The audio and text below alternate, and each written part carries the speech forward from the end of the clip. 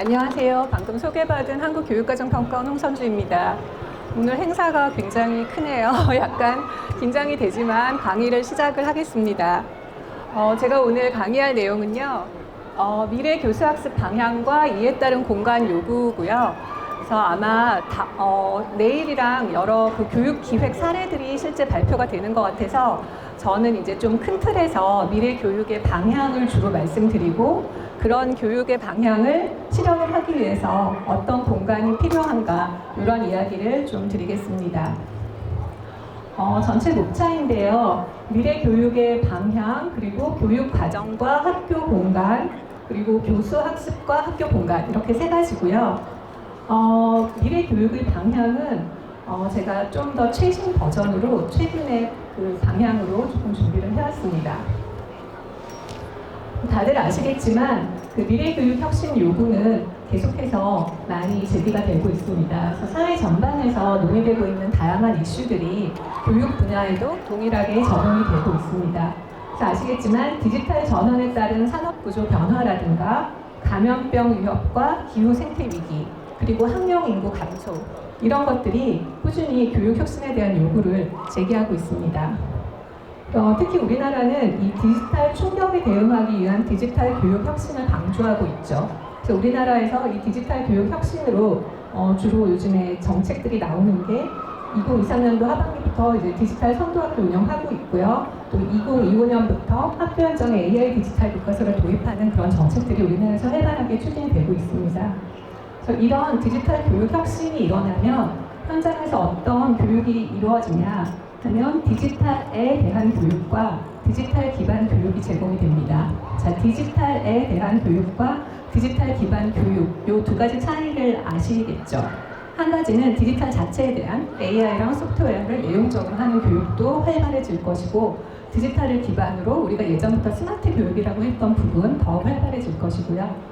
그리고 그런 그 디지털의 혜택으로 끊김없는 교육, 요즘에 이제 CMS라는 표현 많이 쓰거든요. 그래서 감염병 위기 상황에서도 끊김없는 교육이 제공이 될 것이고요. 또 요즘에 우리가 계속 얘기 듣고 있는 맞춤형 교육, 학생 한 명 한 명을 디지털 시대가 요구하는 핵심 역량을 갖춘 인재를 양성하기 위한 맞춤형 교육이 제공이 될 수 있습니다.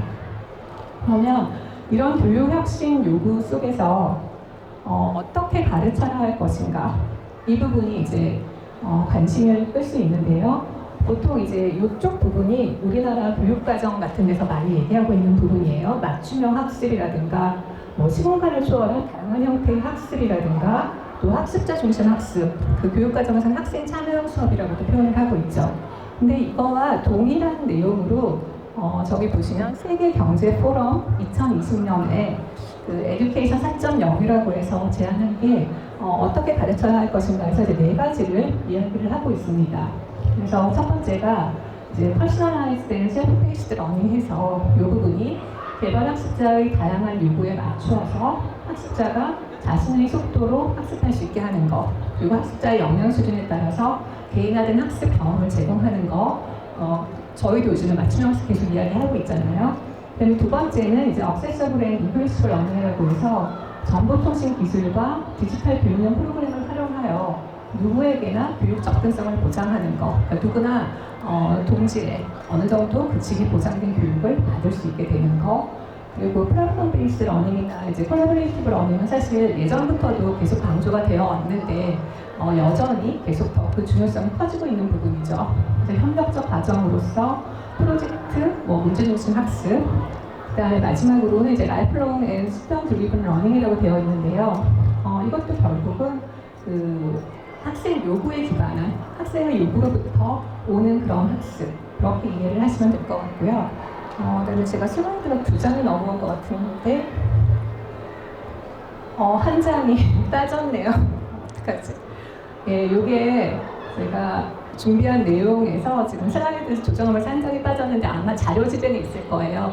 이 무엇을 가르쳐야 하는가가 하나 더 있어요. 그러니까 어떻게 가르쳐야 하는가가 이 측면이라면 이 슬라이드 한 장 빠진 거 혹시 자료집을 보시면 무엇을 가르쳐야 할 것인가가 있는데 이제 그 부분이 주로 디지털에 대한 교육을 해야 된다라든가 아이들의 사회 정서와 관련된 그런 부분, 세계 시민성 같은 거 이제 그런 것들을 제시를 하고 있습니다.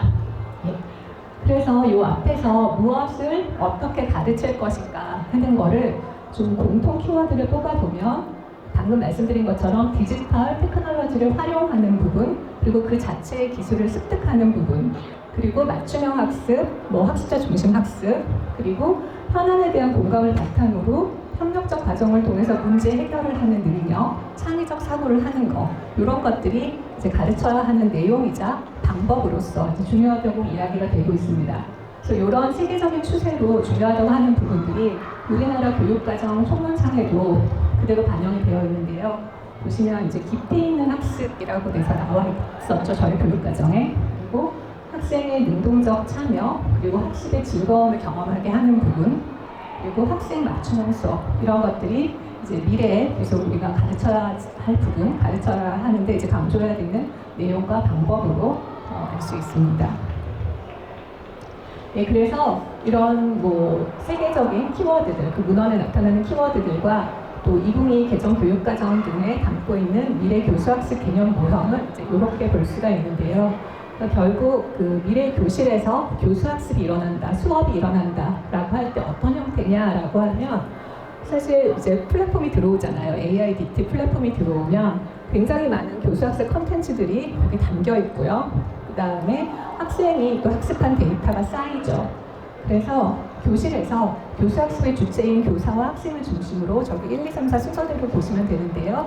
교사와 학생이 이제 교수학습을 하는데 2번으로 넘어가서 보시면 학교 현장에서 가용한 교수학습 컨텐츠들, 그리고 교수학습 지원 플랫폼이 들어오고 학생 데이터를 기반으로 해서 3번으로 보시면 이제 교사는 교수학습 환경을 설계하게 됩니다. 그러니까 하나의 수업을 설계한다는 개념보다는 사실 아이들이 여러 가지 취향과 요구에 맞는 맞춤형 학습을 할 수 있도록 그 전체적인 교수학습 환경을 설계하고요.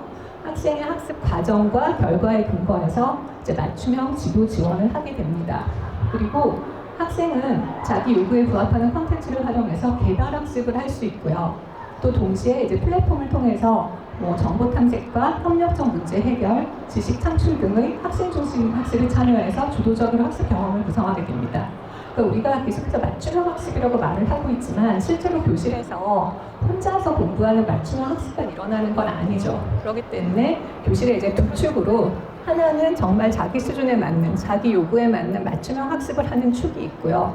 또 다른 한 축은 이제 그걸 넘어서 서로 협력적 문제 해결을 하고 서로 소통하고 하면서 어떤 실세계의 문제를 해결해 나가는 그런 협력과 소통, 이런 것들이 강조가 되게 됩니다.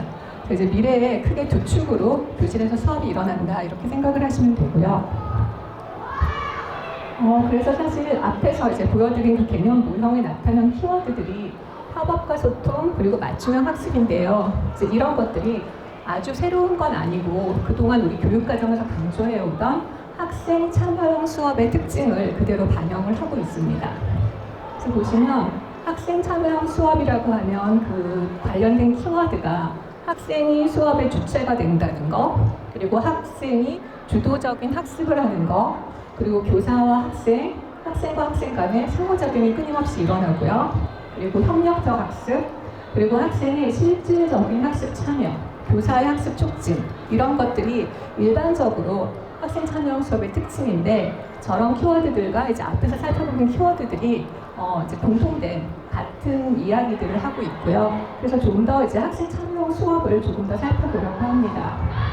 그래서 학생 참여형 수업이 교육과정에서도 계속 나오고 있지만 이게 결국 딱히 그 용어가 하나로 정의가 되지는 않아요. 그래서 보면은 학생 참여형 수업은 이제 개별화 수업, 맞춤형 수업, 그리고 학생 중심, 학습자 중심, 배움 중심 수업 등 다양한 용어가 혼용이 되고 있습니다. 그러니까 결국 맞춤형 수업도 학생 중심 수업도 그런 모든 것들을 우리가 학생 참여형 수업이라고 보고 있습니다. 그래서 학생이 수업의 주체가 된다는 점에서 토의 토론, 협동학습, 문제 해결 학습, 이런 것들을 학생 그 참여형 수업이라고 많이들 생각을 하시는데, 이제 그렇게 어떤 하나의 단편적인 교수학습 방법으로 보는 것은 이제 아니다. 좀 더 학생 참여형 수업은 큰 개념이다, 이렇게 생각을 해주시면 되고요. 그리고 이제 여기서 제일 중요한 게 그 참여형 수업을 하기 위해서는 촉진자로 교사가 굉장히 중요한 역할을 해야 되는데, 교사가 그렇지 않으면 이제 수업의 핵심 내용이 배제된 채 그저 활동 위주로 수업이 되게 된다. 이제 이런 것들이 좀 주의사항이고요. 제가 이 개념을 왜 가져왔냐면 이 학생 참여 수업이 디지털 시대에는 그러면 어떻게 구현이 되냐 하는 걸 조금 말씀을 드리려고 하는데, 아까 말씀드린 것처럼 이제 학생이 여러 가지 활동을 하고 교사가 촉진을 해야 되잖아요. 근데 디지털 시대가 되면 그 촉진을 교사 혼자 하는 게 아니라 교사와 테크놀로지가 협업을 해서 이제 학생을 촉진할 수 있다 하는 거를 좀 보여드리려고 합니다. 그래서 이런 내용은 좀 넘어가고요. 자, 이 부분인데요. 요즘에 하이테크, 하이터치 많이 들어보셨죠? HT. 요즘에 그 AIDT 나오면서 하이테크, 하이터치 러닝이란 말 되게 많이 하는데요. 이게 어떤 거냐면 학교 현장에 계시면 블룸의 텍사노미 굉장히 익숙하시잖아요. 이 블룸의 텍사노미가 우리가 학교 교육에서 가르쳐야 하는 뭐 그 교육의 목표들, 교육의 목표이면서 일종의 위계인 거죠. 그래서 아이들에게 어떤 것을 기억하게 하고 그거보다 좀 더 고차적인 수준이 이해하게 하고 좀 더 고차적이면 그걸 적용하게 하고 분석하고 평가하고 마지막에 새롭게 창조하게 하는 것. 이게 우리가 학교 교육에서 다루고 있는 교육 목표의 종류이자 위계인데요. 이렇게 수업을 하려고 할 때, 이런 목표들을 달성하는 수업을 하려고 할 때 기억하고 이해하는 단계는 하이테크 러닝이 가능한 거예요. With Adaptive System.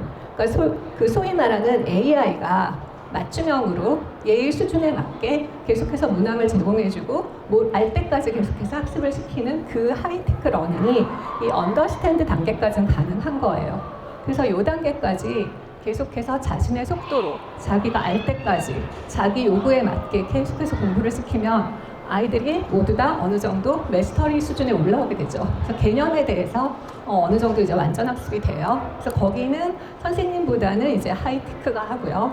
근데 사실 우리가 개념만 이해하려고 학교에서 공부를 하는 건 아니잖아요. 이제 더 중요한 게 그 배운 개념을 적용을 해서 우리가 계속 말하는 아까 제가 앞에서 말씀드린 학생 참여형 수업, 학습자 중심 학습 일어나야 되잖아요. 그래서 배운 개념을 적용해서 실생의 문제를 해결하고 그런 뭐 문제 중심 학습, 프로젝트 학습을 해야 되는데 이제 그 부분이 이 초록색 부분인 거예요. 그래서 이 부분은 아이들이 뭔가 적용하고 같이 분석하고 같이 평가해서 같이 지식을 창출하는데 그때 교사의 하이터치가 필요한 거. 그래서 하이터치 러닝 위드 티처가 되는 거죠. 그래서 사실은 아무리 뭐 테크놀로지가 들어와서 아이들이 개별 맞춤형 학습을 한다고 해도 그거는 사실은 파란 부분에서 굉장히 효율적인 거고요. 그 이상의 부분으로 올라가서는 교사가 촉진자로서 계속 역할을 해서 뭔가를 해야 한다라는 게 이제 이 그림이 이야기하는 거고요. 근데 그러면 저 초록색 부분은 교사만 할 수 있나? 사실 그거는 아니고 저 부분에서도 사실 테크놀로지를 효과적으로 활용할 수가 있습니다. 그래서 예를 들어서 그 초록색이랑 관련된 조건을 보면 이런 학습이 일어나게 하려면 교사와 학생 간, 학생과 학생 간 협력적 상호작용을 통한 실질적 학습 참여가 일어나게 해야 된다라고 했을 때 상호작용이 그냥 교실에서 옛날 같으면 제가 지금 뭐 이야기를 하고 뭐 질문을 할 수도 있고 그런 식의 상호작용이었다면 이제 테크놀로지가 들어오면 사실은 이 면대면으로도 질문을 할 수 있지만 테크놀로지를 통해서 아이들이 계속해서 질문을 할 수 있고 자기네끼리 소통을 할 수 있잖아요. 그래서 이 초록색 부분에서의 학습이 일어나는데도 이제 테크놀로지가 굉장히 도움을 줄 수 있고요. 그리고 이제 무엇보다 여기가 하이 터치인 이유는 이제 교사가 사실은 학습 내용과 학생의 삶이 통합될 수 있는 과제를 잘 개발을 해서 제시를 해야 되고요. 과제 개발이 굉장히 중요하고요. 그 다음에 그런 과제를 아이들이 이제 협력적으로 풀어나가는 과정에서 그냥 단순히 학습 내용을 습득을 한번 하는 걸 넘어서 이게 삶에서의 실천으로 이어질 수 있는 경험을 줘야 되는데 그러려면 계속해서 반복 연습도 시켜야 되고 교사가 계속해서 질의응답도 하고 이런 촉진자로서 역할이 굉장히 중요하게 됩니다. 어쨌든 제가 요 마지막에 보여드리려고 한 게 미래에 이제 AIDT가 들어와서 우리가 맞춤형 학습을 한다고 자꾸 얘기하지만 그 교실 수업의 모습이 정말 아이들이 학교에 와서 과연 혼자서만 공부하냐 그거는 아니고 혼자 공부하는 부분 그리고 협력해서 교사와 테크놀로지 도움을 받아서 그 더 상위 수준의 그 학습을 하는 이런 모습이 미래 교실 학습의 모습이다. 이거를 보여드리려고 했습니다. 예, 자세한 것들은 이제 이런 걸 할 때 교사가 어떤 전략을 쓸 수 있는가를 정리해 놓은 건데 요거는 이제 자료집으로 대신하겠습니다. 예, 그래서 미래 교육의 방향이 이제 요 정도고요. 그래서 이제 이 사례를 보여드리려고 해요. 그러면 저렇게 돌아가는 학교가 어떤 모습일까? 저렇게 학교가 돌아갈 수 있을까라고 생각을 하실 텐데 이제 사례가 있습니다. 이거는 정말 오래된 사례예요. 그러니까 저희가 평가원에서 2017년에 미국에 가서 보고 온 사례이고요. 코로나 훨씬 전이었고요. 그런 시기였는데 이 사례는 이제 뉴 클래스룸스라는 그 재단에서 이 뉴 클래스룸스라는 재단에서는 Teach to One Math라는 프로그램을 만들고요. 이 프로그램이 이제 학교에 보급되면 학교에서 이 프로그램을 통해서 수학에서 맞춤형 학습을 합니다. 그러니까 전체 다 모든 과목에서 하고 있진 않았고요. 이게 2017년 버전이에요. 수학에서도 이제 알지브라 영역에서 맞춤형 학습을 하는데 미래사회가 요구하는 이제 핵심 역량을 함양하고 다양성과 개별화에 기반한 학생 맞춤형 학습을 하고 실생활 맥락과 연계한 오프라인 연계 학습 경험을 제공하는 사례라고 보시면 되고요. 이게 보면은 여기 있네요. Teach to One Math는 뉴 클래스룸스에서 개발한 수학 과목에 아까 말씀드린 것처럼 대수 영역을 한해서 개인 맞춤형 학습을 제공하는 프로그램이고요. 2017년 기준으로는 미국 12개 주 37개 중학교에서 프로그램을 하고 있었습니다. 그래서 이게 어떤 식이냐면 이게 Teach to One Math를 도입한 7학년 수업 장면이에요. 그래서 학생들은 전형적인 교실이 아닌 약 4개의 교실을 퍼서 만든 커다란 열린 공간인 수학센터에서 수업에 참여한다. 그러니까 수학 수업은 이런 큰 수학센터에서 하는데요. 이곳에서 수학센터에서 학생들이 교사와 함께 학습하는 부분도 있고요. 동료 학습자와 협력해서 학습을 하는 부분도 있고요. 혼자서 학습을 하는 부분도 있습니다. 그래서 학생이 매일 수학센터에 와서 하는 첫 번째 일은 그 수학센터 입구에 모니터가 있어요. 그 모니터에서 자기 이름을 확인해요. 그러면 자기의 시간표가 그날 나타나 있어요. 이렇게 되는 이유는 그날의 시간표는 그 전날 내가 학습한 결과를 분석해서 그 다음날 시간표 결정이 되는 거예요. 그래서 아이가 와서 제일 먼저 시간표를 확인을 하고 그 다음에 시간표는 보통 하루에 2개 정도의 학습 세션에 참여를 하게 해요. 그리고 마지막 3번째 세션에서는 이제 형성평가를 치러요. 그러면 그게 그 다음날 시간표가 되는 거예요. 그래서 2개의 세션에 참여를 하는데 예를 들어서 첫 번째 세션에서는 선생님 수업에 참여해서 35분간 특정 수학 개념을 학습을 하고 그 다음에 예를 들어서 2번째 수업에서는 2명의 동료 학습자와 함께 다른 선생님의 도움을 받아서 앞에서 배운 개념을 적용하는 실습의 문제 해결하는 시간을 갖는다. 굉장히 이상적이죠. 근데 여기서 약간 저는 그때 주목했던 게 어쨌든 우리가 개념 학습을 할 때요. 개념 탐구를 해서 학생이 스스로 개념을 습득하면 좋지만 학교 교육에서 그렇게 하기는 사실 시간적인 문제도 있고 하니까 아무리 우리가 미래 교육 방법, 교수학습 방법 여러 가지를 얘기하고 있어도 되게 중요한 강의 같은 거는 또 사실은 버릴 수가 없는 부분이에요. 그래서 여기서도 이제 새로운 개념을 배울 때 선생님의 수업을 통해서 좀 아이들한테 효율적으로 개념을 습득시키고 그 다음에 대신에 이제 그거를 적용하는 어떤 프로젝트를 하게 하고 그 다음에 이제 마지막으로 형성평가 포탈에 접속해서 5개 문항으로 된 형성평가를 치르고 아까 말씀드린 것처럼 이제 이 결과가 그 다음 날의 시간표가 되는 거예요. 그래서 여기서는 8가지의 교수학습 방식이 활용이 되고 있습니다. 그래서 강의를 하기도 하고 태스크 기반, 그러니까 프로젝트를 하기도 하고 그야말로 정말 그 상담을 해주는 매스 어드바이저리 세션도 있고요. 그 다음에 스몰 그룹 컬래버레이션도 있고 피어 투 피어도 있고요.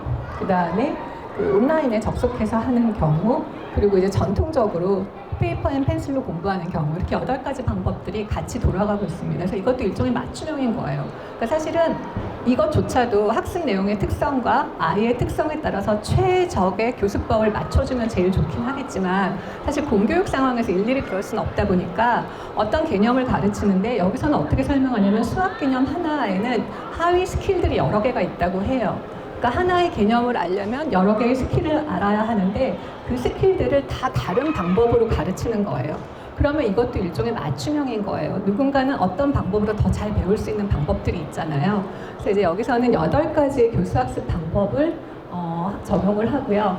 그래서 학생이 하루에 이제 2가지의 교수학습 방식의 학습 세션에 참여를 해서 2주에 걸쳐서 8가지 학습 세션을 모두 경험하면 하나의 개념을 다 배운다고 해요.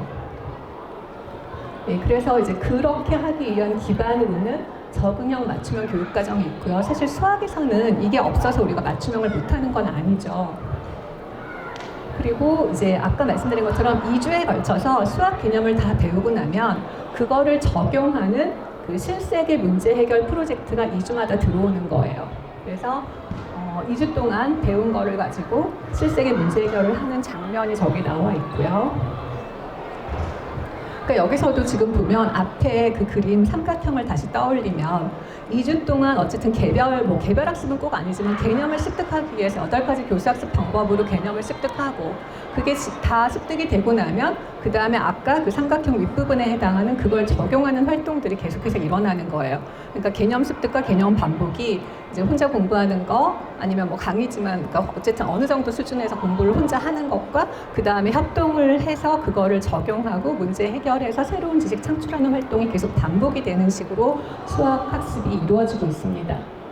그리고 이제 이게 수학센터인데요. 수학센터는 교실이었던 분리된 공간을 벽을 허물어서 하나의 열린 공간으로 만든 것인데 이제 이는 공간적인 확장의 의미뿐 아니라 한 학년 혹은 학교의 수학 교사가 이곳에서 협력한다는 의미가 있다라고 거기서 굉장히 강조를 하셨어요. 그쪽에서. 그러니까 뭐냐면 교실에 있으면 한 명의 교사가 30명, 30명을 가르치는데 이렇게 수학센터에서 동시에 여러 가지가 일어나면 1대1은 아니지만 한 선생님이 30명을 가르칠 때보다는 어느 정도 맞춤형이 된다는 거예요. 누군가는 강의를 하고 있고 또 누군가는 돌아다니면서 그 그룹 프로젝트 하는 아이들을 도와주고 있고 또 아이들끼리도 피어를 하잖아요.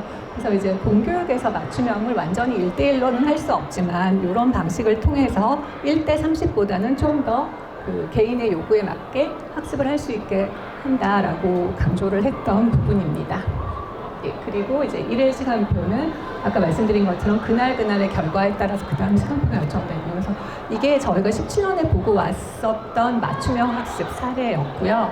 근데 이후에 이 뉴 클래스룸도 들어가 보니까 코로나를 거치면서 좀 더 맞춤형으로 많이 발전을 하고 있는 걸 볼 수 있었습니다. 예, 그 다음 사례는 이건 다 아시죠? 칸랩스쿨은 많이 보셨죠?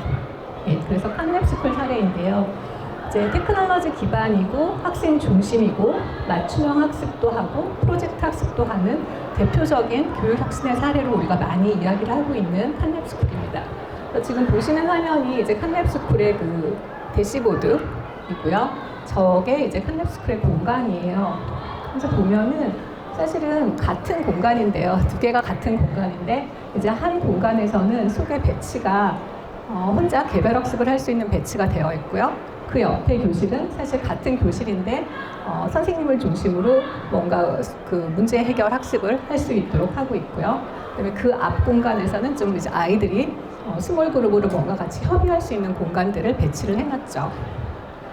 보시면 칸랩스쿨에서 이제 자기네가 말하는 칸랩스쿨 모델이 있어요. 칸랩스쿨 모델에서 강조하는 게 첫 번째가 스트롱 파운데이셔널 날리지를 갖게 하는 거. 그러니까 정말 개념 마스터리를 하게 하는 거죠. 첫 번째는 누구나 다 파운데이셔널 날리지를 갖게 하고 그리고 나서 그 다음에 자기 목소리를 내고 자기가 자기 학습을 선택하게 하고 그 다음에 이제 소셜 이모셔널 이쪽도 이제 관리를 하는데요. 여기도 보면 파운데이셔널 날리지는 주로 어떻게 하겠어요? 개별 학습을 통해서 얘네가 말하는 AI 기반의 개별 학습을 통해서 파운데이셔널 날리지를 갖게 하고요.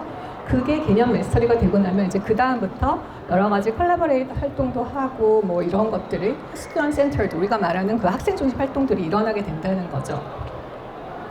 자 이제 여기 이거는 이 칸랩스쿨 홍보 그 비디오를 갖고 와서 제가 이제 조금씩 나누면서 공간과 그 교수학습 방법을 좀 같이 설명을 해놓은 부분인데요. 첫 번째 이런 장면들이 이제 파운데이셔널 날리지 습득을 위한 개별학습 장면이에요. 그래서 보면 사실은 이 혼자 공부하고 있는 모습을 봤을 때 그 공간의 용도를 결정하는 게 학생 활동인 거예요. 그러니까 혼자 혹은 다 함께 그러나 따로 공간을 쓰고 있죠. 그러니까 사실 개별 학습을 한다고 해서 혼자 독서실처럼 된 부스에 앉아 있지는 않은 거예요. 그렇죠? 그냥 일반 책상 원래 있는 그대로인데 개별 학습을 하고 있죠. 그래서 결국 그 공간의 용도를 결정하는 건 이제 학생의 활동이다. 약간 이런 말씀을 드리고 싶었고요. 그다음에 이제 칸랩스쿨 같으면 굉장히 AI 기반의 맞춤형 학습을 한다고 얘기를 하지만 여기서도 인쇄 매체를 여전히 쓰고 있는 거예요. 학생 요구에 따라서 그 아이가 성향이 그러하면. 그래서 인쇄 매체에서부터 컴퓨터 테크놀로지까지 학습 경험을 그 개인에게 최적화하기 위해서 다양한 자원을 다 활용을 하고 있고요. 네, 그 다음에 여기도 보면 이제 아이들이 활동하는 장면들이 있는데요. 뭐 그렇게 특별하지 않은 넓은 공간이고요. 다용도로 쓸 수 있는 공간이에요. 그러니까 사실 요즘에 약간 다용도, 다목적식 이런 거 많이 만드는데 이제 그런 것들이 어떻게 수업을 구성하느냐에 따라서 다양한 활동을 할 수 있고요. 그래서 이 안에서 활발하게 교류하고 신체 활동도 하고 이제 협력도 하고 그 다음에 밑에는 이제 학생들이 중심이 되어서 다양한 학습 활동에 참여하는 모습이고요. 그 밑에를 좀 보시면 여기는 개인 혹은 그룹별 발표가 계속해서 이제 학교에서 있는데 격식을 갖추어서 하는 발표도 있고요. 격식을 갖추지 않고 이제 수시로 일어나는 일상적인 공유 활동들 이런 것들이 계속해서 일어나고 공간 세팅들도 이제 그렇게 되어 있는 걸 좀 보실 수 있습니다.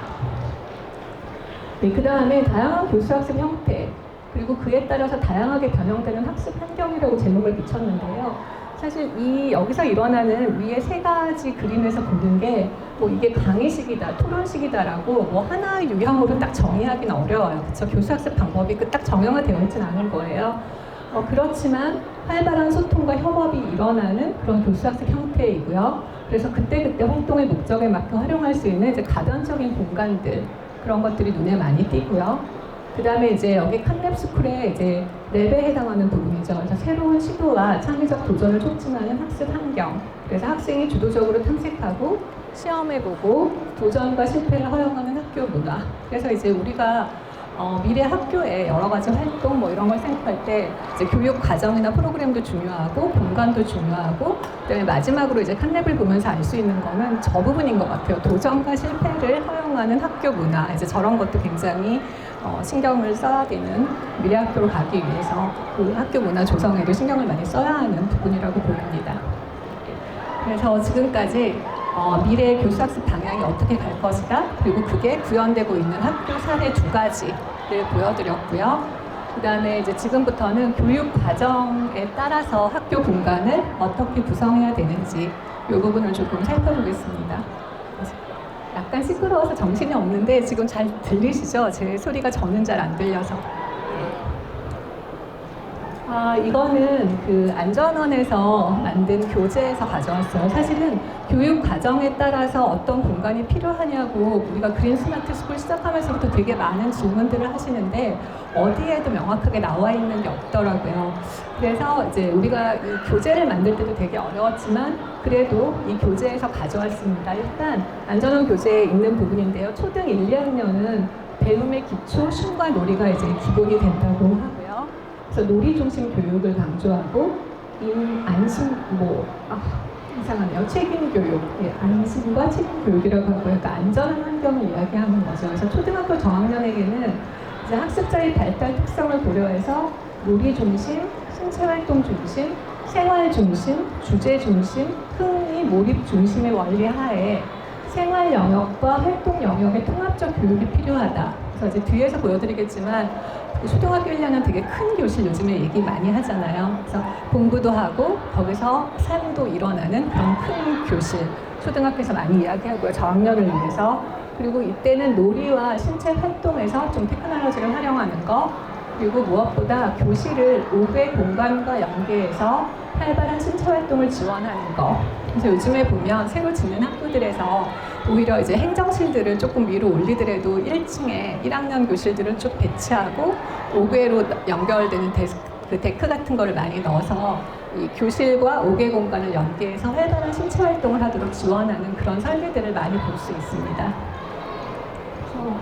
1, 2학년과 또 분리해서 이제 3, 6학년을 보면 3, 6학년은 기본을 쌓고 실천하는 배움 이렇게 해서 체험 중심의 교육 또 환경 생태 교육을 강조하고 있습니다. 그래서 초등학교 고학년에게는 학습자 중심, 교과 간 연계, 주제 중심, 맥락성과 신체성 기반의 학습 경험을 제공해야 된다.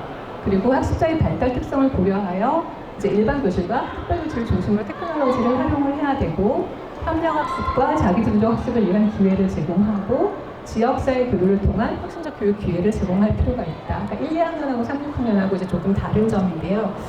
사실 아까도 말씀드린 것처럼 교육 과정에 따라서 아니면 그 아이들의 발달 수준에 따라서 공간을 어떻게 구성해야 된다라고 나와 있는 문헌들이 많지는 않아요. 그래서 이제 저도 준비를 하면서 좀 전문가들의 인터뷰를 따봤어요. 그 학교에 계신 선생님들 1, 2학년 그리고 3, 6학년한테 어떤 공간이 필요할까요? 라고 여쭈어보고 그걸 좀 공통적으로 정리를 해본 건데요.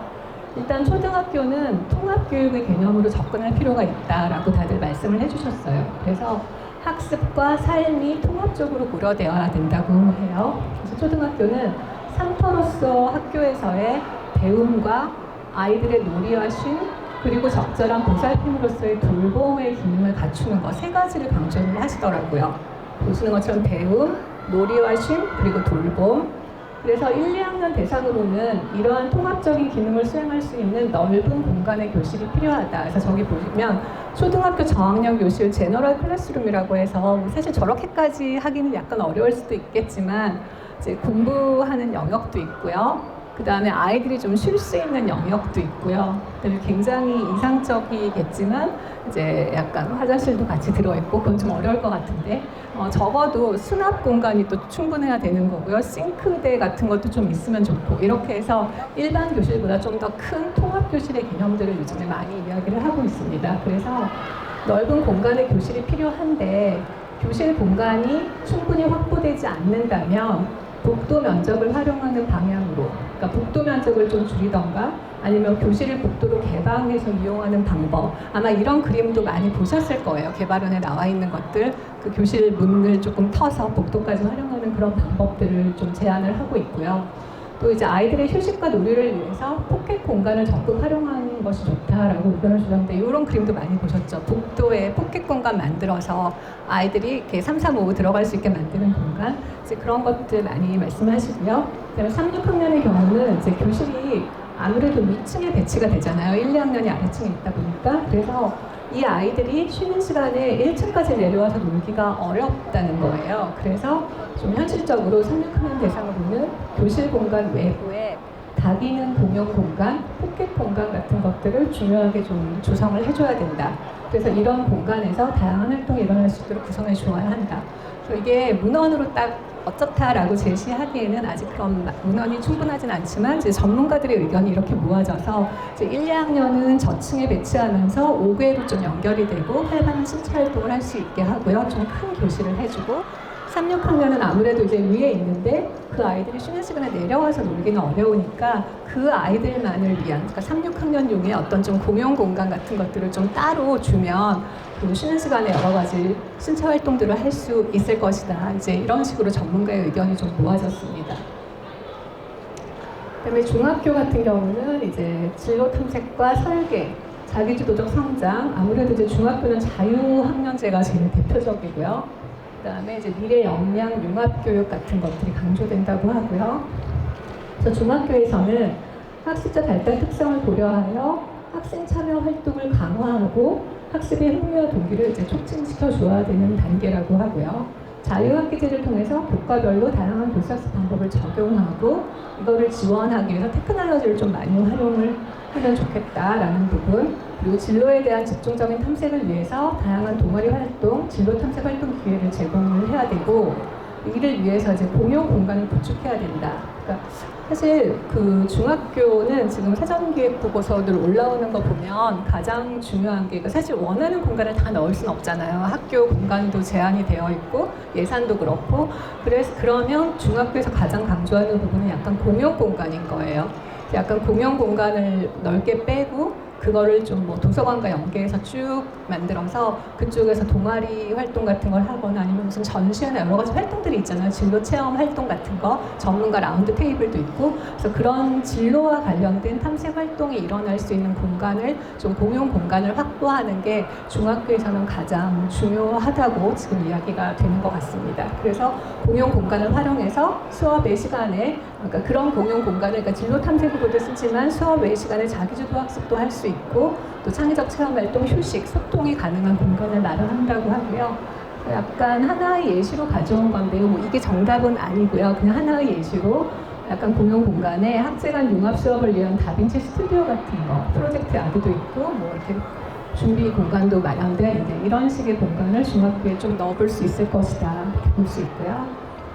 그래서 중학교도 전문가 인터뷰를 정리를 해보면 중학교 교육과정의 특징적인 부분은 자유학기제 운영이고, 자유학기제는 진로 탐색이 핵심인데 이를 위해서는 이제 규모의 가변성이나 기능의 유연성을 갖춘 가변적인 공용 공간을 넓게 구성해 주어야 한다.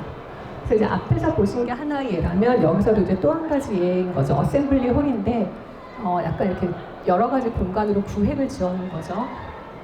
그래서 학생들이 수업 외의 활동으로서 소그룹 활동을 할 수 있게 환경을 조성해 줘야 한다는 거고요. 아무래도 이제 자유학제 주제 중심 수업이 프로젝트화식 형태로 많이 이루어지다 보니까 학생들이 프로젝트를 함께 수행할 수 있는 공간들이 필요하게 됩니다. 또 이런 공용 공간에서는 자기 주도적 학습할 수 있는 공간을 마련해 주어서 학생들이 각자 자신의 진로와 관련된 탐색 활동을 할 수 있게, 그리고 이런 활동을 주로 인터넷을 통한 검색을 많이 필요로 하기 때문에 이제 공용 공간 내에 스마트 환경을 다 조성해 주라고 하죠. 사실 이 공용 공간을 다 스마트 환경으로 넣으라든가 일반 교실을 다 스마트 환경으로 넣으라든가 하는 건 사실 이제는 말을 안 해도 되는 것 같아요. 요즘에 올라오는 보고서들은 당연히 일반 교실은 다 스마트 교실화 되어 있고 공용 공간도 다 스마트가 들어가 있는데 이제 초반에 조금 그렇지 못한 부분들이 있어서 이런 것들이 강조가 되었고요.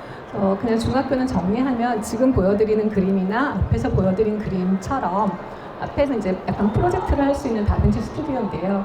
어쨌든 진로 탐색, 자유학기제 하면은 동아리 활동, 프로젝트 활동, 협력, 소통, 휴식 이런 것들이 많이 생각이 나잖아요. 그래서 그런 걸 할 수 있는 공용 공간을 좀 이제 학교에서 가장 중요하게 할 필요가 있다라는 거고요.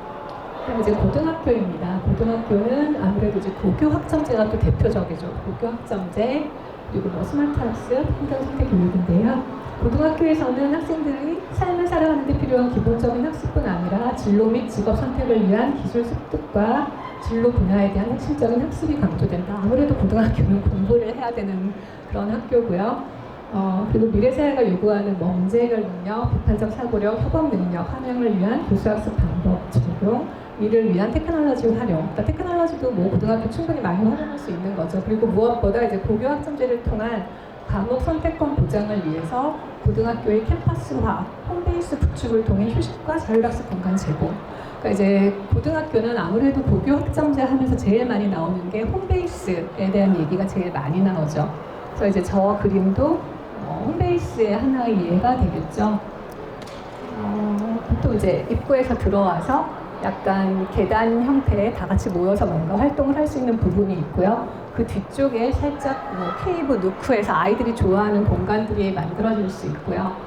그리고 사실 미디어 바 같은 거는 아까도 말씀드린 것처럼 이제 초반에 우리가 스마트를 그렇게 많이 넣지 않을 때는 저런 공간을 확보하는 게 되게 중요했는데 지금은 미디어 바를 따로 만들기보다는 그냥 그런 공용 공간이 전부 다 스마트화 되어야 하는 게 더 바람직할 것 같습니다.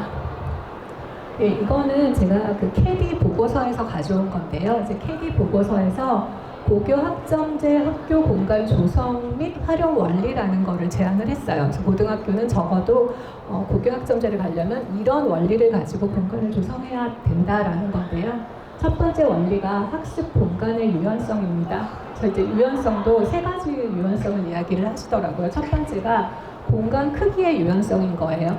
그래서 폴딩 도어 등을 활용하여 학생 수, 수업 형태에 따라 공간을 유용하게 조정한다. 뭐 아시겠지만 고교 학점제가 되면 해마다 같은 과목이라도 학생 수가 달라지잖아요. 과목 자체도 달라지지만 그러다 보니까 공간 크기의 유연성이 제일 중요하고 그다음에 두 번째 유연성이 사용 주체의 유연성이라고 해요. 그래서 기존 교과 교실제와 명확히 구분되는 지점이고 다양한 교과 교사들이 다교과 교실 및 공용 교실을 유연하게, 그러니까 누가 이 교실을 쓸지 모르는 거죠. 해마다 바뀌잖아요. 그러니까 어떤 특정 교과를 위한 교실로 조성하면 안 되고 누가 써도 쓸 수 있는 교실로 써야 된다. 사용 주체 유연성이고요. 세 번째도 이제 비슷한 이야기인데요. 활용과 이용의 유연성, 이거 이제 읽어보시면 될 것 같고요. 그 다음에 지원 공간의 복합성은 이제 지원 공간은 일반적으로 도서실이나 교무실, 상담실, 회의실이었는데 이제 사실 예전에는 그냥 도서실 따로 존재하고 회의실 따로 존재하고 이제 상담실 따로 존재하고 그 목적으로만 쓰였는데 이 지원 공간이 지정된 용도로만 활용되는 경향이 있었으나 다양한 수업 활동, 휴식 상담을 위해서 이제 복합적으로 활용되어야 한다. 그러니까 고교학 문제가 되면서 아이들이 공강 시간이 생기고 이러면 어디선가 머무르면서 공부도 하고 휴식도 해야 되잖아요. 근데 학교에 무한정하게 공간이 있을 수는 없으니까 저런 지원 공간들을 좀 복합적인 공간으로 조성해서 아이들이 쉬거나 머무르고 공부할 수 있는 공간을 확보해 줘야 된다는 거고요. 그다음에 이제 공용 공간의 활용성, 여기서도 이제 홈베이스 쪽인데요. 홈베이스가 학생의 휴식뿐만 아니라 수업, 상담, 모든 활동, 자기주도 학습 등을 할 수 있는 그런 공간으로, 그러니까 약간 홈베이스가 예전에 신발장만 넣는 그런 홈베이스 개념을 벗어나야 된다고 이제 요즘에 많이 강조하세요. 그래서 그런 신발장 넣는 그런 개념이 아니라 여러 가지 활동이 일어날 수 있는 공간으로 만들어야 된다는 거고요. 그다음에 이제 동선의 효율화도 고민을 해서 배치를 해야 되고요. 이제 우리가 그 사전기획에서 마지막에 각실들 배치를 하잖아요. 그 배치 단계에서 이제 동선을 고려해야 되는 거고요. 그다음에 공간과 교육과정의 연계성에서는 제가 박스층 부분을 보면 이제 진로 학업 설계 지도를 위한 상담 공간 같은 거가 확보돼야 되고, 또 최소 학업 성취 수준 보장 지도를 위한 공간도 조성을 해야 되고, 그리고 중요한 거 이제 공동 교육과정 거점 학교 이런 것들이 이제 온라인 공간들이 많이 필요한 거죠. 온라인 학습할 수 있는 공간. 근데 요 최소 학업 성취 수준 보장 지도를 위한 공간이랑 관련해서 이제 저 공간을 생각하면 아이들 최소 성취 수준 미도달 아이들을 모아놓고 뭔가 보충 수업을 하는 공간이라고 생각을 하실 수 있잖아요. 근데 경기도에서 작년에 어떤 연구를 하나 했는데 이 최소 성취 수준 미도달 학생이 사실은 같은 애가 자꾸 반복이 되니까 그 아이들의 보충 시간표를 짜다 보면 보충 시간표가 안 나오는 거예요. 그래서 그렇게 걔네들을 옛날 방식으로 보충 수업을 하는 게 아니라 그런 아이들을 온라인으로 보충 수업을 시켜요. 그러니까 아이들이 집중할 수 있는 한 5분이나 10분 단위에 그 온라인 모듈을 만들어서 아이들한테 모바일로 쏴주고 아이들이 그걸로 공부를 하게 하시더라고요. 그런 연구를 작년에 경기도에서 진행을 했거든요. 근데 그 모바일 컨텐츠는 엄청나게 만드는 게 아니라 선생님께서 파워포인트에 목소리를 입혀서 만드는 거예요. 그래서 아이들이 그걸로 혼자 공부를 하게끔. 그러다 보니까 우리가 생각하는 그 학업 성취 수준 보장 지도를 위한 공간이 전형적인 그런 어떤 보충학습, 오프라인 보충학습 공간이 아니라 얘네들이 공강 시간에 자유롭게 아까 저런 어떤 지원 공간이나 공용 공간 같은 데 앉아서 자기 모바일로 자기 스스로 공부를 하면 되는 거기 때문에 그런 공간들도 좀 잘 설계를 하셔야 될 것 같고요. 예, 그래서 지금 이제 초, 중, 고 각각 이제 대표적으로 어떤 공간이 중요한가 하는 것들을 보았고요. 이거는 이제 그런 개념은 아니고 일반적으로, 그러니까 초, 중, 고를 구분하지 않고 일반적으로 미래 학습 공간이라고 하면 이런 공간이 있어야 한다라고 이제 제시를 하는 거예요. 그래서 이거는 공간의 범주를 두 가지로 나누는데요. 다양한 교과목의 교수학습을 위한 공간, 그리고 특정 교과의 교수학습을 위한 공간으로 구분을 하고요. 사실 다양한 교과목 교수학습을 위한 공간은 그냥 말은 열린 교수 공간, 열린 학습 공간이지만 위에도 써 있는 것처럼 교사가 교과목에 상관없이 교수 활동을 설계하고 실행하는 공간이 있어야 되는 거고, 학습자도 교과목에 상관없이 자신의 선택에 따라 혼자 혹은 소그룹으로 활동할 수 있는 공간이 있어야 된다. 그러니까 저런 공간들이 결국 어디냐면 공용 공간 어디선가에죠.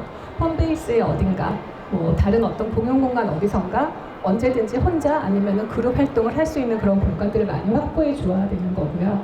그다음에 이제 특정 교과의 교수학습을 위한 공간이라고 할 때는 이제 밑에부터 보면 학습의 내용으로서의 교실은 공간 자체가 학습 대상이 되는 공간, 이런 거 많이 보셨죠?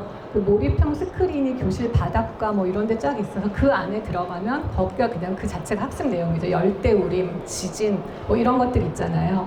근데 사실 이 학습의 내용으로서의 교실은 하나하나의 단위 학교에 넣기엔 조금 무리가 있죠. 왜냐하면 소프트웨어가 별로 없어요. 예, 그래서 요거는 되게 효과적이긴 하지만 사실은 모든 학교에 넣기는 약간 어렵고요. 그런데 특수학교 같은 데는 조금 신경을 써서 넣어주면 되게 많이 도움이 되는 그런 공간이고요. 그다음에 그 위에 학습의 장으로서의 교실은 그냥 정말 교실인데 교수학습이 일어나는 공간인데, 이 문헌에서 제가 이 문헌을 이제 외국 문헌에서 가져온 건데요. 이 문헌에서 말하는 교실이라는 게 우리가 생각하는 클래스룸 교실이 아니라 그냥 정말 스페이스인 거예요. 그러니까 그 네모난 교실도 있고요. 더 작은 교실, 큰 교실, 뭐 여러 가지 다양한 형태의 모든 그런 학습이 일어나는 것을 그런 공간을 여기서 이야기를 해요. 그래서 다양한 교실의 모습을 가져와 봤는데 이제 요거는 약간 아까 우리 앞에서 보았던 초등학교 1, 2학년의 종합교실 같은 그런 모습의 교실이고요. 그다음에 저것도 약간 그런 느낌이죠. 초등학교 1, 2학년 애들 뭐 바닥에서 활동을 하기도 하고 책상에 가서 활동을 하기도 하고 그런 모습이고요. 그다음에 저기는 좀 더 이제 고학년 아이들. 그래서 약간 그 문학에서 말하는 교실이라는 느낌이 어쨌든 우리가 생각하는 정형화된 교실이 더 이상 아닌 거예요. 어떤 교실은 뭐 서서 아이들이 잠깐 뭐 회사에서 아이디어 기획 회의를 하듯이 그런 공간도 교실인 거고, 들어가서 어떤 시뮬레이션을 하면서 뭔가 체험을 하는 그런 것도 교실인 거고, 이런 것도 교실인 거고. 그래서 이제 미래에서 말하는 미래 학습 공간이라는 거는 이제 정형화된, 더 이상 우리가 생각하는 그런 정형화된 교실을 이야기하고 있지는 않았습니다. 그 다음에 이제 이것도 또 마찬가지로 미래학습 공간의 유형 및 개념인데요. 이제 수업 활동을 위한 공간이 있어야 되고 수업 외 활동을 위한 공간이 있어야 된다라고 얘기를 해요. 그래서 수업 외 활동을 위한 공간이 앞에서 나왔던 요 다양한 교과목 교수학습을 위한 공간이랑 같은 맥락으로 보시면 될 것 같아요. 그래서 수업 외에 학습자가 개별로 학습할 수 있는 공간, 그룹으로 학습할 수 있는 공간, 이런 것들이 많이 확보가 되어야 되고요. 이런 거 다 이제 공용 공간에 들어가야 되는 부분. 그다음에 이제 수업 활동을 위한 공간이 아까 말씀드린 것처럼 교실인데 기획 및 설계하는 그런 공간으로서의 교실, 뭐 직접 경험하고 시뮬레이션하는 그런 공간으로서의 교실, 그다음에 메이킹하는 교실, 그다음에 발표 및 공유하는 공간으로서의 교실. 그래서 다양한 활동을 위한 다양한 형태의 교실들이 미래의 학교에는 존재해야 된다라고 이야기를 하고 있습니다. 이거는 조금 약간 버전이 몇 년 전 거라서 조금 맞지는 않는데 캐디에서 나온 연구 보고서에서 가져온 건데요. 그래도 이제 최소한 교육과정 운영을 위해서 이 정도의 공간은 있어야 한다라고 제시를 한 건데요. 이제 교수학습을 위해서 초중고에서 필요한 것들 저렇게 제시를 하고 있고요. 그다음에 지원 공간으로 교수학습 지원, 생활 및 복지 지원을 제시를 하는데요. 교수학습 지원 공간에 보면 교사 연구실이 있죠. 그러니까 사실 앞에서도 교수 공간이 있었어요. 사실은 열린 교수 공간, 그렇죠. 교사가 교수 활동을 설계하는 공간이 있었고, 여기서도 이제 교사 연구실이 있는데요. 이제 이 부분이 사실 교사 연구실이 지금도 학교에 있겠죠. 근데 되게 유명무실하잖아요. 근데 혹시 그 OECD에서 나온 미래 학교 시나리오를 보면 나중에는 학교에 선생님들만 계시진 않아요. 선생님들 말고도 다른 직군에 많은 사람들이 들어오게 되는 거예요. 대표적으로는 스토리 개발자, 그러니까 컨텐츠 개발자, 이런 사람들도 들어오거든요. 그러니까 학교에서 쓰는 컨텐츠도 다 어느 정도 자체 개발도 돼야 되고 하다 보니까, 그러다 보니까 그 학교에 선생님만 계신 게 아니라 다양한 직군, 다양한 뭐 여러 가지 일들을 하는 많은 분들이 계시니까 사실은 이런 교사 연구실이나 같이 모여서 수업을 개발하는 그런 공간도 꼭 필요하게 되고요. 그 다음에 이제 아이들을 위한 메이커 스페이스, 그 다음에 컴퓨터실, 시청학실, 도서실, 저거는 지금은 분리되어 있지만 사실 앞으로 가면서는 저게 좀 합쳐지죠. 저 각각각이 존재한다기보다는 약간 복합 도서관 같은 개념으로 합쳐질 것 같고요. 그 다음에 다목적 강당, 그 다음에 이제 교사 연구실과 비슷한 교재 연구실, 뭐 이런 것들이 있고요. 그 다음에 공용 공간에서도 이제 러닝 커먼스, 러닝 허브라고 말하는 쪽, 여기서 개인 동료 학습 공간, 뭐 작업 공간, 미디어 바, 브레이크아웃 스페이스, 발표 무대, 프로젝트 룸, 이런 것들인데, 요거 아까 제가 보여드린 그림에서 이렇게 들어와서 발표 무대 같은 거, 계단에 무대가 있고 하는 거 보셨죠? 약간 그런 거예요.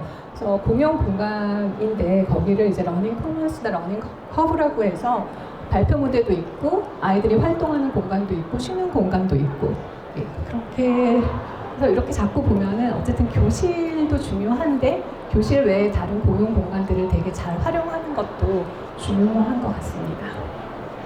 예. 그래서 이제 교육 과정에 따른 그 학교 공간 살펴보았고요. 이게 이제 마지막 세션인데요. 교수 학습 방법에 따른 학습 공간을 좀 살펴보겠습니다. 이 내용은 이제 앞에서의 내용과 살짝 겹치는데요.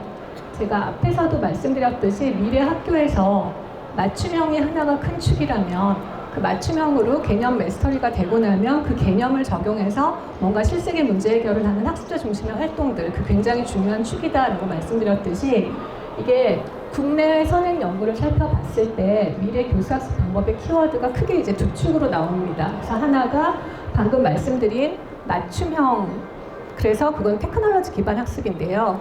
그 테크놀로지 기반 학습에서 맞춤형만 제가 계속 말씀드렸지만 한 가지가 더 뭐가 있냐면 몰입형 학습인 거예요.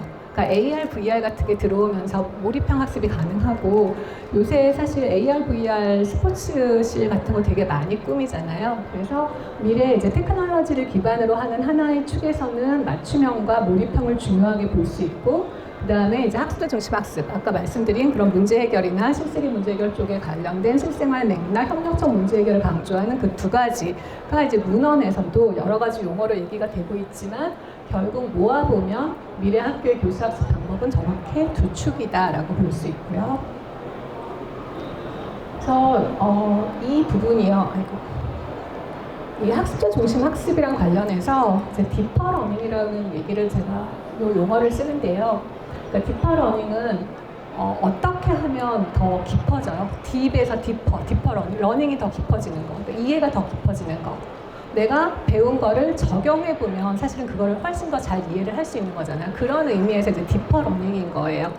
그래서 학습자가 비판적 사고 과정, 문제 해결 과정, 협력 학습, 자기 주도적 학습에 참여해서 학습 내용을 습득하고 이를 실생의 문제 해결 과정에 적용을 해 봄으로써 학습 내용에 대한 이해를 깊게 하는 거. 이제 이런 계열들을 다 엄브렐라 텀으로 이제 디퍼 러닝이라고 이야기를 하고 있고요. 거기에 대표적인 게 프로젝트 학습, 문제 중심 학습, 뭐 탐구 학습, 그리고 요즘은 뭐 디자인 사고, 액션 러닝 뭐 이런 많은 것들을 하는데 사실은 다 같은 계열들이죠. 조금 강조점의 차이는 있지만 개념을 배운 다음에 그거를 실생의 문제에 적용을 한다.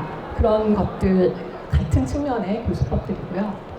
사실 이런 것들의 대표적인 게 프로젝트 학습이고 여전히 그래서 프로젝트 학습은 이걸 잠깐 보시면 프로젝트 학습의 절차에 따라서 그럼 어떤 공간이 필요한가를 도출해 보면 프로젝트 학습을 할 때 제일 먼저 학습 문제를 선택하고 학습 목표 확인하고 흥미를 환기하는데 이제 이때 아이들이 학생 그룹을 구성해서 팀 빌딩을 하죠.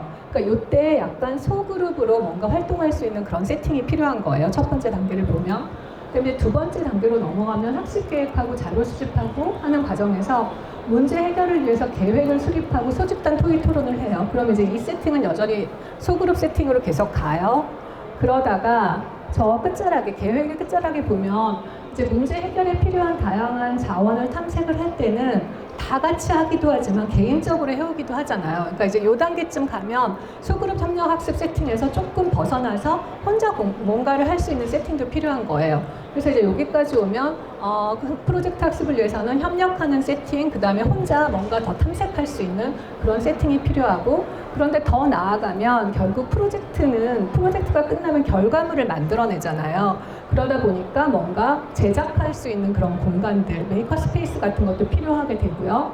그 다음에 프로젝트 학습에선 그거를 같이 공유하고 교사도 피드백을 해주고 상호평가도 하는 게 되게 중요해요. 발표하고.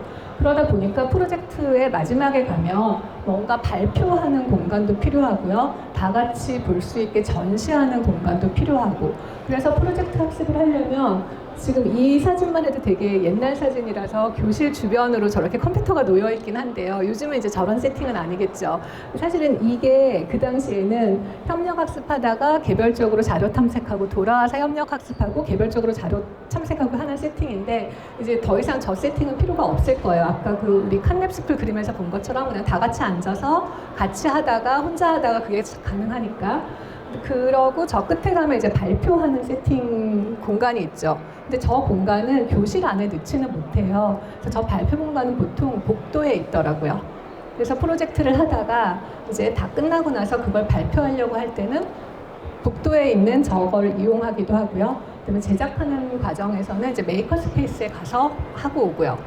그래서 요거는 뭐냐면 저 학년이 프로젝트를 하려면 이제 인터넷에 굳이 접속하지 않고 그 학년별로 조그만 도서관 같은 걸 마련해서 왜 학년별로 주제별 프로젝트 수업하잖아요. 그때 필요한 자료들을 다 모아놓고 여기서 이제 프로젝트에 필요한 자료를 조사하게 하는 그런 세팅이에요. 그래서 지금 보면 프로젝트 학습을 하나 하려고 하면 소그룹, 그다음에 개인, 그리고 뭔가 제작하고 그거를 발표하고 그다음에 전시하고 이런 일련의 공간들이 쭉 필요한데 요즘은 이제 이런 것들을 합쳐서 프로젝트 룸이라고 해서 하나를 크게 만들기도 하고요. 근데 사실 프로젝트 룸을 크게 만들어도 그거를 모두가 쓸 수 있진 않잖아요. 시간표 돌아가고 이러다 보니까 이제 연계를 해서 배치를 하죠. 프로젝트 수업을 많이 하는 그런 학년들 이렇게 모아서 복도 끝에 저런 발표 공간도 만들고 복도에 전시 공간도 만들고 하는 식으로 해서 필요한 공간을 하나에 다 몰아서 넣을 수도 있고 학교에서 그게 여건이 되지 않는다면 그걸 연계해서 이렇게 동선을 고려해서 공간을 구성을 하고요. 예, 그래서 이 그림은 이 학교는 지금 보면 교실 3개마다 이 중간에 저게 있는 거예요. 그리고 교실 하나로 들어가면 지금 보이시는 저런 세팅이에요. 그래서 이 학교는 프로젝트 수업을 많이 하는 학교인데 프로젝트 수업을 할 때 교실 안이 너무 소란스럽고 시끄럽고 붐빌 수 있으면 이제 한 그룹 정도를 밖에서 빼서 프로젝트를 한다고 해요. 그래서 교실 3개마다 묶여서 저렇게 되어 있고요. 그래서 프로젝트 수업이 진행될 때는 수업 시간에 한 조가 활동하는 그런 공간이고 아니면 쉬는 시간에 또 아이들이 쉴 수 있는 공간이고 그래서 교실 3개마다 묶어서 저런 공간을 마련한 거고요. 요 밑에는 이게 저기 서밋스쿨이거든요. 서밋스쿨 중에 하나인 학교인데 여기가 이제 프로젝트 공간인데요. 아이들이 모여서 뭐 335 하는 부분도 있고요. 지금 저기 계단같이 아이들이 앉아있는 거 보이시죠? 저게 발표 세팅이에요. 그러니까 지금은 한쪽으로 치워놨지만 프로젝트가 끝나고 뭔가 발표할 때는 저걸 갖고 와서 이제 발표할 수 있는 공간으로 만드는 그래서 요거 이제 프로젝트 룸에 해당하는 그런 공간 세팅입니다. 그 다음에 문제중심 학습은 아마 뭐 프로젝트 학습이랑 거의 비슷한 절차로 간다고 보시면 될 거고요. 네, 근데 이제 여기서 저 2개의 그림을 가지고 좀 설명을 드리고 싶은데 이제 저 첫 번째 그림만 해도 이제 문제중심 학습을 하면서 아이들이 인터넷에 들어가서 뭔가를 찾고 있어요. 근데 되게 옛날 세팅이죠. 그리고 밑으로 오면 이게 이제 문제중심 학습을 위해서 만들어진 대학의 공간이에요. 대학에 있는 교실이거든요. 근데 여기서 주목할 만한 거는 모니터예요. 예, 저게 생각보다 중요한 게 아이들이 문제중심 학습을 하면서 같이 뭔가를 탐색하고 같이 얘기를 하고 공동 작업을 하잖아요. 그러면 물론 자기 기기가 있지만 그거를 미러링해서 그룹에서 볼 수 있는 게 되게 효과적이거든요. 그래서 이제 보통 우리가 그룹 세팅은 지금 많이들 얘기를 하세요. 교실에서 이제 가변형 책상 같은 거 넣어가지고 하지만 그런 것보다 더 중요한 게 정말 그룹 활동을 하게 하려면 그룹별 모니터를 주어서 좀 활동을 더 효과적으로 할 수 있게 하는 그래서 그룹별로 중형 모니터를 넣고 교실에 큰 모니터 하나가 중요한 게 아니라 약간 그룹별 모니터를 넣는 그런 세팅도 필요하고 시간이 예. 그 다음에는 이제 맞춤형 학습 쪽인데요. 이제 맞춤형 학습은 우리가 AIDT가 들어왔을 때 어떤 모습일까 하는 걸 잠깐 생각을 해보면 이게 센츄리인데요. 센츄리는 많이 들어보셨죠? 센츄리는 사실 우리나라에 여러 번 소개가 됐죠. 알렉스보다 더 빨리 소개가 됐었죠. 그리고 이게 이제 영국의 센츄리인데요. 플랫폼 기반의 맞춤형 학습이에요. 이거 설명을 드리면 이 첫 번째 화면이 학습자가 보고 있는 화면이에요. 그래서 학생들이 플랫폼에 접속을 해서 문제를 풀고 학습을 해요. 그러면 그거를 이제 플랫폼이 AI니까 AI가 학생들이 어떻게 학습하는지를 스스로 학습을 하고 이 아이의 강점과 약점을 지속적으로 계산해서 개인별로 최적화된 맞춤 학습 경로를 제시하고 형성평가까지 제시를 하고 피드백도 주죠. 이 센츄리에서 이 동그란 거 하나하나를 너겟이라고 하는데요. 하나의 너겟이 끝나면 그 다음 너겟이 오고 그 너겟이 끝나면 그 다음 너겟이 오고 이게 이제 아이들마다 다른 경로로 오게 되겠죠. 그렇게 하는 사이에 선생님은 뭐를 하냐면 이걸 보고 계세요. 교사용 대시보드. 그래서 이 교사는 학생들에게 숙제를 부과하고 확인하고 내용을 이해했는지 평가하는 일련의 업무를 직접 수행하지 않는다. 왜냐하면 너겟에서 저절로 돌아가니까 학습 내용 주고 형성평가 주고 형성평가에 답하면 피드백까지 주거든요. 그 다음에 그 결과가 대시보드에 나타나요. 초록색, 초록색, 초록색으로 가고 있는 애는 잘 가고 있는 애. 노란색이 나타나면 조금 부족한 거. 빨간색, 빨간색, 빨간색이 나타나면 얘는 가서 즉각 선생님이 개입을 해야 되는 거예요. 도와줘야 되는 거, 못하고 있는 거거든요. 그래서 선생님은 이 대시보드를 통해서 학생별 학습 진행 상황에 관한 분석 결과를 실시간으로 확인을 해서 이를 기초로 다음 수업 계획을 세우거나 아니면 학생별로 필요한 교육적 개입안을 즉각적으로 실행한다. 그래서 이제 AIDT가 들어오면 아마 이런 모습으로 가겠죠. 아이들에게 계속해서 뭔가 너겟 같은 거 학습 모듈이 나가고 선생님은 이걸 보면서 즉각적으로 개입이 필요한 아이들은 가서 도와주고 아니면 이거에 따라서 그 다음 수업 계획을 세우고 그리고 이제 여기까지가 학교에서 보는 거라면 이제 행정가용 대시보드는 또 다른 정보가 제공이 되고요. 학부모용 대시보드도 좀 더 다른 정보가 제공돼서 이제 선생님들, 학부모 각각의 필요한 정보를 볼 수 있게 이렇게 해서 맞춤형 학습이 일어나게 됩니다. 그 다음에 그 외에 테크놀로지 기반 학습이라고 하는 거 옛날에 이제 e스포츠라는 얘기를 많이 했는데 이제 이 e스포츠가 요즘에 AR, VR 스포츠실로 구현이 되고 있는 것 같고요. 네. 그 다음에 이제 또 대표적인 게 테크놀로지가 들어오면 이제 풀립 러닝도 미래에 많이 할 수 있는 방법이죠. 풀립 러닝은 아시다시피 이제 어디서부터 볼까요? 여기 밑에서 그림으로 볼까요? 아까 등장했던 그 그림이 다시 등장했죠. 이제 블룸의 텍사노미에 따라서 아까 말씀드린 것처럼 기억, 이해, 적용, 분석, 평가, 만들기로 우리가 학교 교육에서 가르치는 목표 수준이 넘어가는데 풀립 러닝이 대표적으로 그러니까 옛날에 전통적인 형태는 교사가 강의를 하면서 아이들한테 개념을 이해하게 하고 그걸 약간 적용해보는 활동까지 한 다음에 더 어려운 거 집에 가서 만들어 와 해가지고 이제 숙제를 내줬다는 거예요. 그런데 풀립 러닝이 들어오면서 요 아랫부분은 사전에 자기주도적으로 수행을 하죠. 요즘에 디딤 영상이라고도 하고요. 어쨌든 교사가 제공하는 어떤 그런 걸 통해서 집에서 학습을 하고 와서 이제 사실 교실에서 학생과 교사가 함께 수업 시간에 여러 가지 활동을 한다는 게 이제 풀립 러닝인데 사실 이 풀립 러닝이 집에서 해오라고 하니까 잘 안 되잖아요. 집에서 아이들이 안 해오죠. 그러니까 이 부분을 사실은 이제 학교에서 수행을 해야 되는 거예요. 그리고 아까 처음에 말씀드린 것처럼 이 부분이 AI, DT 같은 걸 활용해서 이제 학교에서 각자 하게끔 하면 되는 거고 그 이상의 활동 이제 수업 시간에 하면 되는 거고요. 그래서 처음에 보여드렸던 그런 형태, 그리고 풀립 러닝 이 아랫단에 있는 학습이 일어나게 하기 위해서 학교에 아이들이 혼자 공부할 수 있는 공간들이 많이 필요한 거예요. 물론 교실에 앉아서 혼자 공부할 수도 있지만 누군가는 그 시간에 다 하지를 못해요. 그렇죠? 느린 학습자는 그 시간에 못하면 더 해야 되는데 그래서 이제 곳곳에 혼자 공부할 수 있는 공간들이 필요하게 됩니다. 네. 그 다음에 그러면 저런 풀립 러닝 방식의 저런 학교 운영이 어떻게 가능할까 하실 텐데요. 사실 이제 전체적으로 풀립 러닝 방식, 블렌디드 러닝 방식을 학교에 운영하고 있는 게 미국 서밋 공립학교가 있습니다. 그래서 미국 그러니까 공립학교인데 사립학교는 아니고 서밋 스쿨은 이제 서밋 공립학교들로 묶여 있는 학교들인데요. 여기가 어떤 식이냐면 이제 연령으로 학년을 구분하지 않고 학생 수준에 맞는 그룹을 구성해서 학생들이 학교에서 그룹 혹은 개별적으로 학습할 수 있는 학습 공간을 제공을 하고 있고요.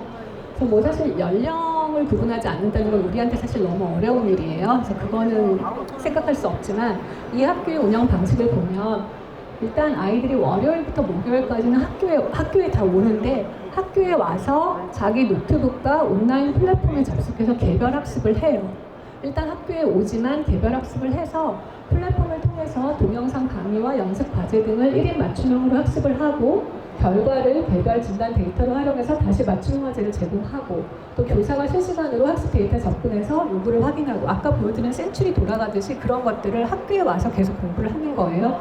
그리고 나서 금요일에는 개인 혹은 그룹으로 교사와 협력해서 지역사회 문제 해결을 위한 프로젝트를 수행해요. 계속 지금 말씀드리는 게 반복인 거예요. 그렇죠? 개별 맞춤형 학습으로 어느 정도 개념 마스터리가 끝나고 나면 그 다음은 그거를 적용하는 프로젝트를 계속 하는 거예요. 학교가 그렇게 운영이 되는 거거든요. 전체적으로 풀립 러닝인 거죠. 전체적으로 풀립 러닝이고 전체적으로 블렌디드 식으로 되면서 그 다음에 근데 그렇게 놔뒀을 때 이제 좀 부족한 부분이 있다 보니까 개별 학생의 학습 성과나 진로 등에 대해서 멘토와 1대1로 상담하는 부분이 꼭 들어가고요. 그래서 이런 학교들의 공간에서는 지금 여기서는 아이들이 프로젝트하는 모습을 보이고 있는데요. 또 다른 서밋의 모습이에요. 서밋 스쿨의 또 다른 모습인데요. 약간 이런 것들이 멘토링을 하는 모습이에요. 그러니까 1대1 멘토링이 계속 들어가요. 월요일부터 목요일까지 혼자 공부하라고 했는데 아이들이 혼자 놔두면 공부 안 하잖아요. 그러니까 선생님이 계속해서 멘토링을 해줘야 되는데 그게 우리가 생각하는 상담실 이런 데로 불러서 하지 않는 거예요. 그런 막 잘 이용하지 않는 상담실을 조성하는 게 아니라 사실 이런 공간 어디에서나 멘토링을 할 수 있고 또 아이들은 프로젝트가 있을 때는 저렇게 또 3, 3, 5 모여서 프로젝트를 할 수 있고 그래서 이 학교가 지금 아까 말씀드린 그 서밋 퍼블릭 스쿨스는 여러 개의 서밋 학교들이 묶여 있는데 대부분이 저런 프로젝트를 하는 공간들과 이렇게 좀 협력적인 소그룹을 하는 공간들로 학교 공간의 대부분이 구성이 되어 있습니다.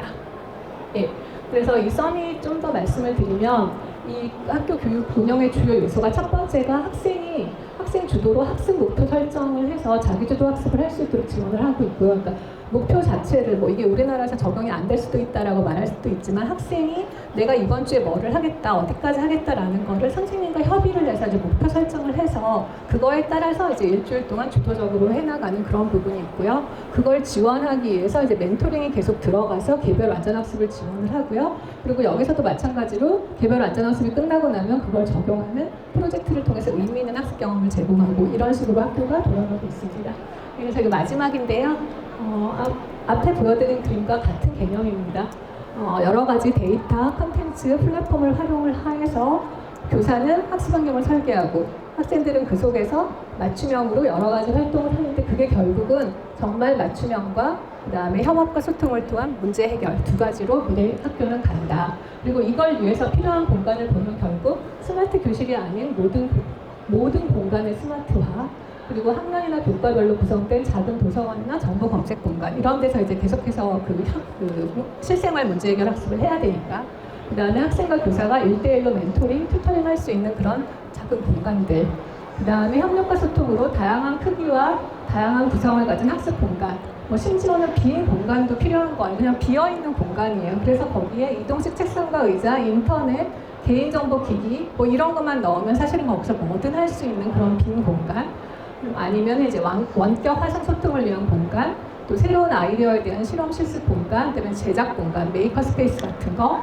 그다음에 공유를 위한 발표 전시 공간, 그리고 사실 중요한 게 애들이 학교에 와서 공부만 하는 건 아니니까 소통과 약간 휴식을 위한 일상적인 소통과 휴식을 위한 공간도 사실은 많이 필요하다라고 말씀드리겠습니다. 네, 여기까지 하고 마치겠습니다. 감사합니다.